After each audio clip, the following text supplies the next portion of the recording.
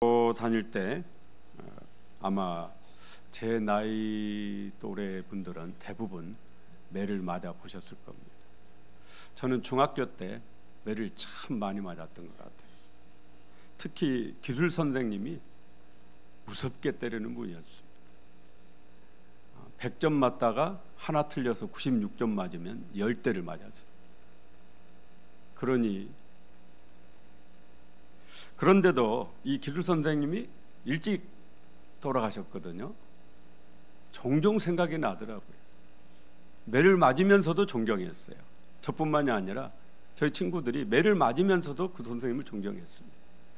왜냐하면 우리를 위해서 때리신다라는 것을 다 알았기 때문이죠. 학교 다닐 때 매 맞아보신 분들, 매 맞을 때가 무섭습니까? 맞기 전이 무섭습니까? 이제 성적을 발표를 했어요. 몇 대 맞아야 되는 줄 압니다. 아침에 학교를 가려고 하는데 오늘 가면 이제 매 타자기 시작이 되는 거예요. 그때가 가장 두렵고 무서워요. 매 맞을 때는 매가 아프니까 두려운 줄도 무서운 줄도 몰라요. 두려움이라는 것은 불안함에서 옵니다. 미래에 대해서 모르기 때문에 불안하고 두렵습니다.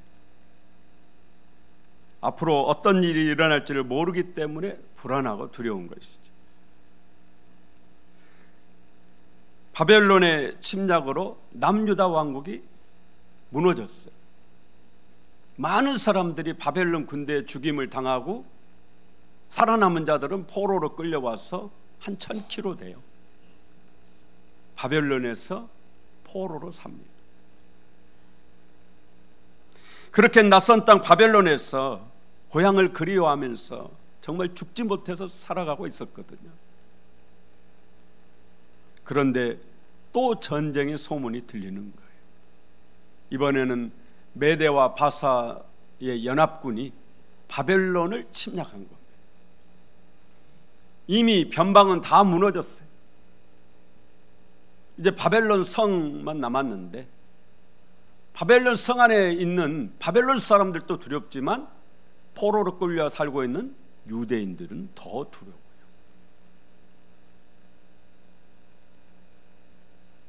예전에 권사님 한 분이 수술을 하셨는데 개복 수술을 하셨어요. 배를 가르고 수술을 하셨는데 수술이 잘못된 거예요. 그러면은 또 다시 가르고 다시 수술을 하시거든. 다시 하시는 이것이 너무너무 두렵더래요. 왜냐하면 아니까. 모를 때는 못 모르고 하셨는데 한번 해봐서 그게 얼마나 고통스러운지 아시기 때문에 너무너무 두려워요. 그래서 저한테 계속 기도해 달라고 그러신 적이 있어요. 매도 맞아본 사람이 안다고요. 한번 바벨론의 침략으로 그 가족을 잃는 슬픔, 자식을 잃는 슬픔, 그 아픔을 알기 때문에 또 전쟁이 일어난다니까 더 두려워요. 자라보고 놀란 가슴 소뚜껑 보고 놀란다 그러잖아요. 이런 두려워 떨군 이스라엘 백성들에게 오늘 하나님께서 이사야 선지자를 통해서 그들에게 말씀하시는 거예요. 두려워하지 말라. 내가 너와 함께함이라. 놀라지 말라. 나는 너의 하나님이 됨이라. 내가 너를 굳세게 하리라. 내가 참으로 너를 도와주리라. 나의 의로운 오른손으로 너를 붙들어 주리라. 할렐루야. 오늘 하나님께서 여러분에게도 말씀하시는 거예요. 두려워하지 마라. 내가 너와 함께한다. 놀라지 마라. 나는 너의 하나님이라. 내가 너를 도와주리라. 참으로 나의 의로운 오른손으로 너를 붙들어 주리라. 하나님의 약속입니다. 하나님께서 우리를 붙들어 주실 줄로 믿습니다. 하나님이 도와주셔야 사는 거예요. 하나님 말씀대로 이 메대와 바사 연합군의 침략은 저주가 아니라 축복이었어요. 하나님은 페르시아 왕 고레스가 바벨론을 침략할 때 무혈입성하게 하셨어요. 피 한 방울 흘리지 않고 바벨론을 점령했습니다.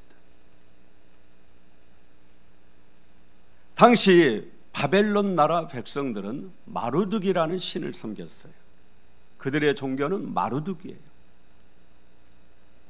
그런데 이 바벨론 왕인 나보니두스라는 이 바벨론 왕이 어느 날 갑자기 개종을 한 거예요. 태양과 달할 때 그 달신을 나나라고 그러거든요.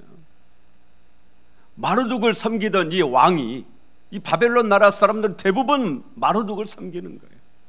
그런데 임금이 갑자기 개종을 했어요. 달신 나나를 섬기기 시작하는 거예요. 종교가 다르게 됐어요. 가장 분노한 사람들이 마루둑 신전에서 일했던 제사장들이었어요. 배신감을 느꼈어요. 왕에게 배신감을 느꼈어요. 그래도 왕이니까 권력 앞에 어쩔 수 없잖아요. 꼼짝 못하고 그렇게 살고 있었어요. 그런데 이 나보니두스 왕이 페르시아와의 전쟁에서 집니다.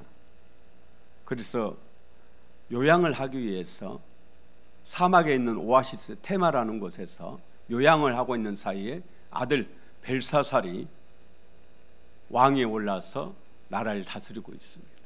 우리가 다니엘서에 읽어보면은 지금 바벨론 군대가 지금 성 밖에서, 페르시아 군대가 지금 성 밖에서 바벨론 성을 함락하기 위해서 첩첩이 에워싸고 지금 전쟁을 하는 중인데, 이 벨사살 왕이 귀족 1000명을 모아놓고 잔치를 합니다.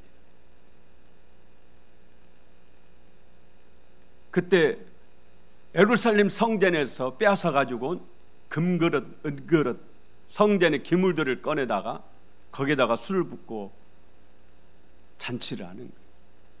하나님을 조롱하고 모욕하면서 잔치를 하는 거예요.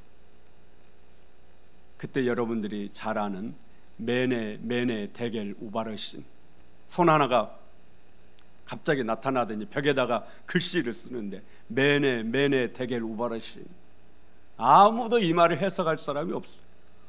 너무 놀랬을 거 아니에요. 거기에 그 자리에 있는 모든 사람들이 놀란 거예요. 갑자기 어디서 손이 나타나더니 벽에다가 글씨를 쓰니 얼마나 안 놀랬겠어요. 그리고 그 글씨의 뜻이 무슨 뜻인지 궁금했겠죠. 그런데 아무도 그걸 해석하는 사람이 없어요. 그때 다니엘이 이 글씨를 해석을 해줍니다. 메네는 하나님께서 왕의 나라를 끝나게 하셨다라는 뜻이요, 데겔은 왕을 저울에 달아보니 부족함이 보였다라는 뜻이요, 우바르시는 왕의 나라가 나뉘어서 메대와 바산 나라에 주어질 것이라. 예언이죠. 이걸 신탁이라고 그럽니다. 이 예언의 말을 들은, 그렇잖아도 이 바벨론 정권, 나보니두스 왕, 벨사살 왕에 대해서 지금 종교가 달라져 버리니까 반감을 가지고 있던 이 사람들이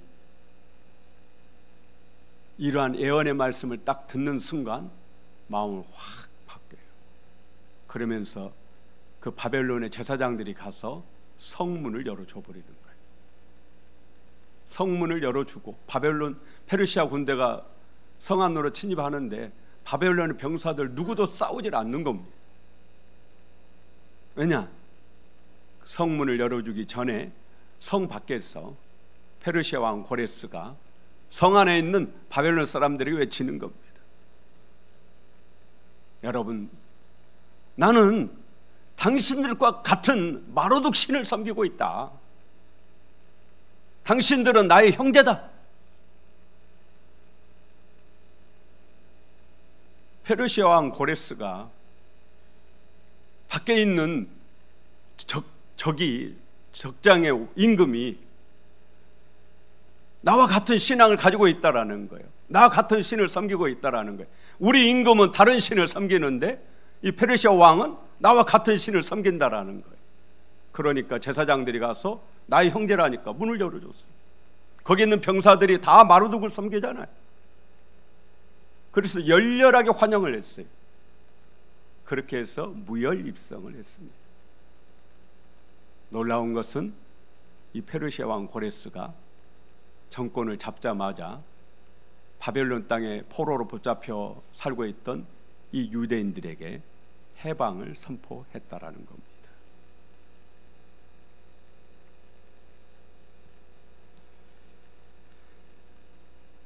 페르시아 침략에 두려워 떨 필요가 없었어요. 그런데 두려워했습니다. 왜요? 모르기 때문이에요. 몰랐기 때문입니다.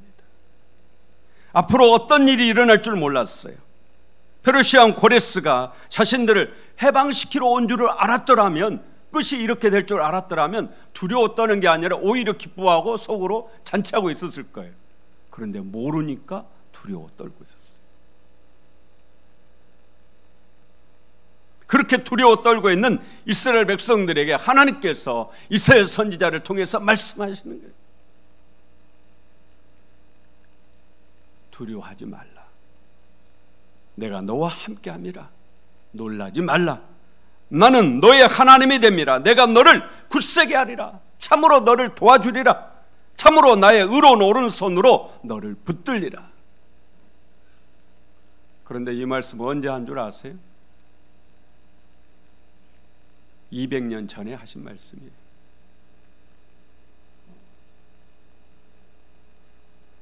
아직 남유다 왕국이 멸망하기 전에, 바벨론 포로로 끌려가기 전에, 페르시아 왕이 바벨론 성을 함락시키기 전에 200년 전에 하나님께서 200년이 지난 후에 일어날 이 모든 일들을 알고 이스라엘 백성들에게 이미 하신 말씀이에요. 오늘 하나님께서는 200년이 아니라 2000년 후도 다 아시고 계획하고 그 하나님의 섭리대로 이루어지는 줄로 믿습니다. 그렇기 때문에 이 말씀이 당시에 이스라엘 백성들에게만 주어진 말씀이 아니고 오늘을 사는 저와 여러분에게도 주시는 하나님의 말씀이라는 거예요. 건강 때문에 두렵습니까? 앞으로 무슨 일이 일어날지 몰라서 두렵습니까? 하고 있는 일이 잘 될는지 몰라서 두렵습니까? 자녀의 직장 문제, 결혼 문제로 불안하고 두렵습니까? 이 나라의 정치, 경제, 사회적인 현상을 보면서 불안해하고 두려워하고 있습니까? 오늘 하나님이 여러분에게 말씀하시는 거예요. 두려워하지 마라. 내가 너와 함께함이라. 놀라지 말라. 나는 내 하나님이 됨이라. 내가 너를 굳세게 하리라. 참으로 너를 도와주리라. 참으로 나의 의로운 오른손으로 너를 붙들리라. 저는 하나님을 믿습니다. 하나님께서 도와주실 줄 분명하게 믿습니다. 다윗은 10년 이상 사울왕에게 쫓겨다녀 했습니다. 사울왕이 어떻게든 다윗을 잡아서 죽이려고 했어요. 왜냐하면 다윗이 살아있으면 내 아들이 왕이 될 수 없기 때문에, 다윗이 살아있으면 내 자녀, 내 후손들이 안전하지 않기 때문에 다윗을 죽이려고 했어요. 그래서 다윗은 죽을 위기를 수도 없이 겪었습니다. 언제 어디서 잡힐지 알 수가 없었어요. 하루하루 피를 말리는 삶을 10년 이상 살았어요. 여기저기 숨어 다니는데 나중에는 더 이상 숨을 데가 없어요. 자기의 친척도 자기의 가족도 다 배반해요. 결국에는 다윗이 적국인 블레셋으로 달아났습니다. 그래서 블레셋 왕 아기스의 신하가 돼요. 그런데 이것은 다윗의 믿음의 부족함을 보여주는 거예요.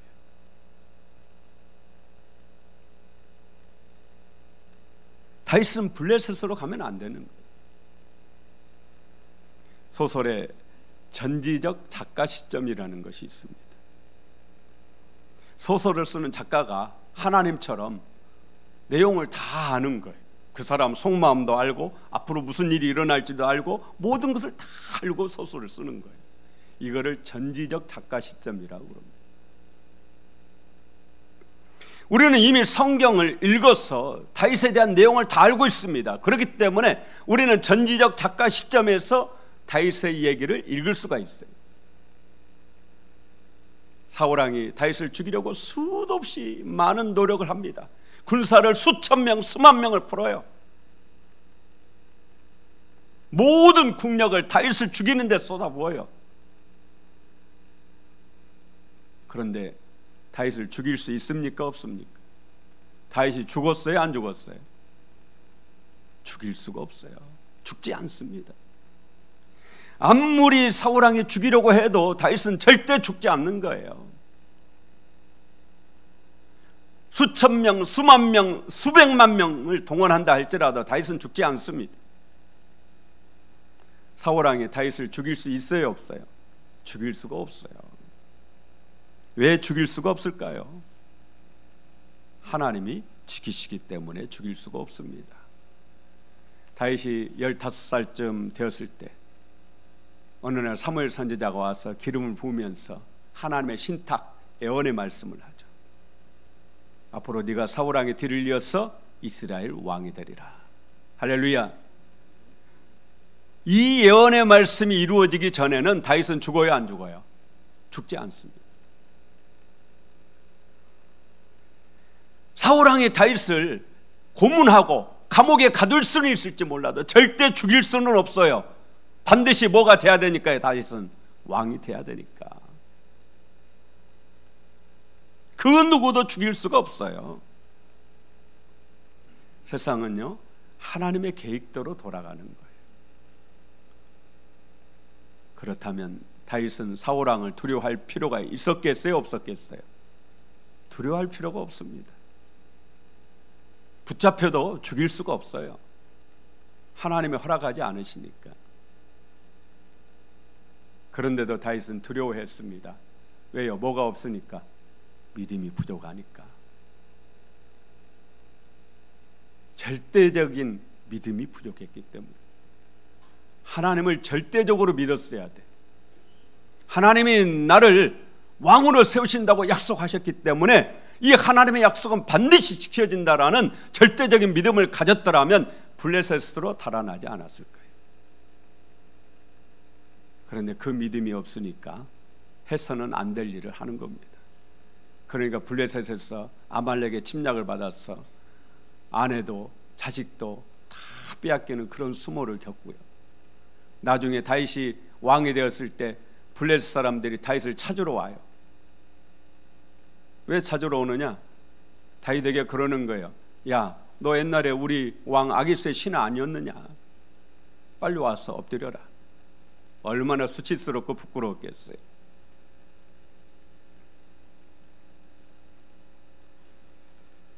다윗도 믿음이 완전한 사람이 아니었던 겁니다. 이 세상에 그 어떤 사람도 믿음이 완전한 사람은 없습니다. 우리는 예수님을 닮아가려고 하는 사람이에요. 예수님처럼 된 사람은 없습니다.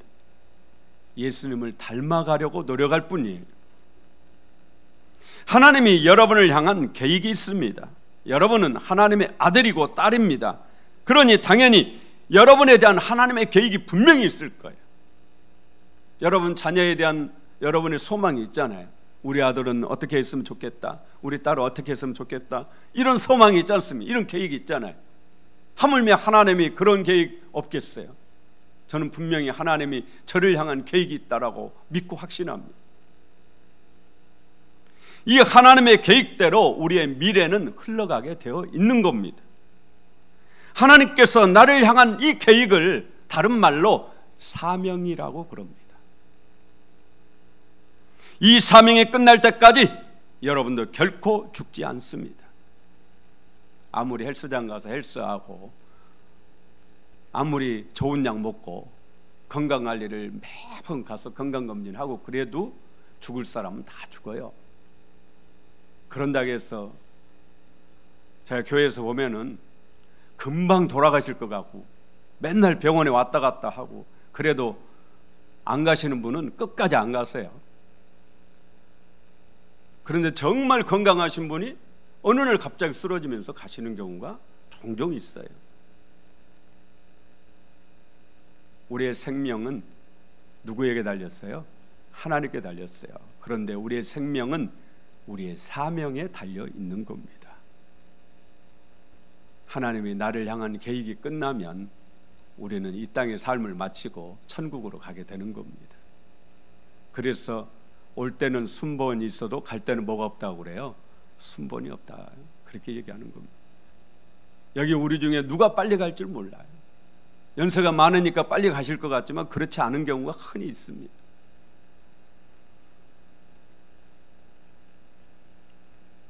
사도 바울이 타고 가는 배가 유라굴로라는 거대한 태풍을 만났어요. 보름이 넘도록 배가, 하늘이 보이지 않아요. 하늘이 보름이 넘도록 배가 금세라도 뒤집혀질 것 같은, 그러지만 그 태풍은 절대 이 배를 뒤집어 엎을 수가 없어요. 왜요? 그 배에 누가 타고 있기 때문이에요? 사도 바울이 타고 있기 때문에 그렇습니다. 배에 있는 모든 사람들이 다 두려워 떨어요. 로마의 군대의 백부장도 두려워 떨고 로마 그 무서운 병사들도 다 두려워 떨었어요. 선원들, 사공들은 전부 가진 것 값진 것 다 버렸습니다. 배를 가볍게 하려고. 나중에는 다 떠버리고 못 떠버리고 다 버렸어요. 목숨이라도 부재하려고. 밥도 못 먹고 두려워 떨고 있었어요. 딱 한 사람 두려워 떨지 않습니다. 누굽니까? 사도 바울이에요. 왜냐? 그는 하나님을 믿었기 때문에. 거기서 죽지 않는다라는 것을 이미 천사가 와서 알려준 거예요.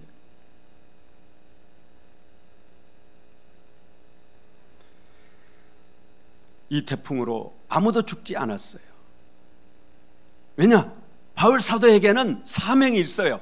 로마에 가서 복음을 전해야 될 사명이 있어요. 그 사명을 다하기까지는 죽지 않는 것. 리빙스턴이 아프리카에서, 우리는 리빙스턴을 탐험가로 알고 있지만 리빙스턴은 선교사입니다. 아프리카 대륙을 횡단한 최초의 선교사라고 그러죠. 그런데 아프리카에서 사자에게 왼쪽 어깨를 물려서 평생 왼쪽 장애를 가지고 살았답니다. 이 리빙스턴이 왼쪽 어깨가 어느 정도 나으려고 그러니까 다시 아프리카로 간다고 하니까 리빙스턴을 사랑하는 많은 사람들이 말립니다. 당신 이번에 가면 정말 죽습니다. 그때 리빙스턴이 유명한 말을 했죠. 사명자는 결코 죽지 않습니다.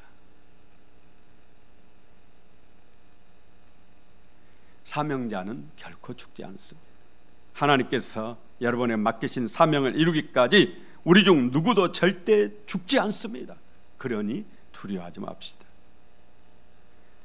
우리가 알아야 될 게 있어요. 하나님은 우리의 아버지세요. 그렇잖아요. 마태복음 7장 11절에 예수께서 말씀하시기를 너희가 악한 자라도 자식에게 좋은 것을 줄 줄 알거든 하물며 하늘에 계신 너희 아버지께서 구하는 자에게 좋은 것으로 주시지 않겠느냐. 예수님은 우리를 악한 자라고 말씀하세요. 너희가 악한 자인데도 불구하고 자식에게는 좋은 것을 줄 줄 아는데 하물며 하늘에 계신 하나님께서 왜 그 자녀에게 좋은 것 주시지 않겠느냐, 그런 말씀이에요.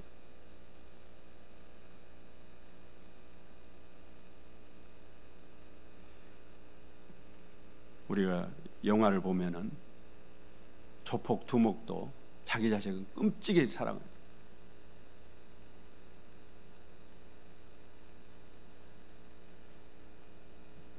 하물며 하나님께서, 그 좋으신 하나님께서 하나님의 아들이여 딸인 여러분에게 왜 좋은 거 주시지 않겠느냐? 구하는 자에게, 기도하는 자에게 왜 좋은 거 주시지 않겠느냐? 좋은 것 주시는 줄로 믿습니다. 그런데 살다 보면 내가 바라고 원하는 대로 안 될 때가 많아요. 예수 믿는 사람도 그렇습니다. 피하고 싶은 고난에 닥칠 때가 옵니다. 아니, 하나님 좋은 것으로 주신다면서요. 이게 뭡니까? 이럴 때가 와요. 이럴 때. 하나님이 여러분에게 주시는 것이 여러분 마음에 안 들 수도 있습니다. 그러나 그것이 분명하게 좋은 것이에요. 어린 아들은 생일 선물로 게임기를 원하는데 아버지는 생일 선물로 영어 학습기를 사왔어요. 아들 마음에 듭니까? 안 듭니까? 안 들죠. 그러나 어느 게 좋은 거예요? 게임기가 좋은 거예요? 영어 학습기가 좋은 거예요? 내가 바라는 대로 되는 세상이 좋은 세상이 아닐 수 있다. 하나님이 원하시는, 하나님이 나에게 바라시는 그러한 삶을 사는 것이 축복입니다. 하나님은 항상 우리에게 최고로 좋은 것을 주시겠다. 예수님은 우리에게 그렇게 말씀하고 계신 겁니다. 이 시간 이 하나님께서 여러분에게 말씀하시다. 두려워하지 마라. 내가 너와 함께합니다. 놀라지 마라. 나는 너의 하나님이라. 그 누구의 하나님도 아니에요. 너의 하나님이라. 참으로 내가 너를 도와주리라. 참으로 나의 의로운 오른손으로 너를 굳세게 붙잡아 주리라. 하나님께서 이 약속을 지켜주시는 줄로 믿습니다.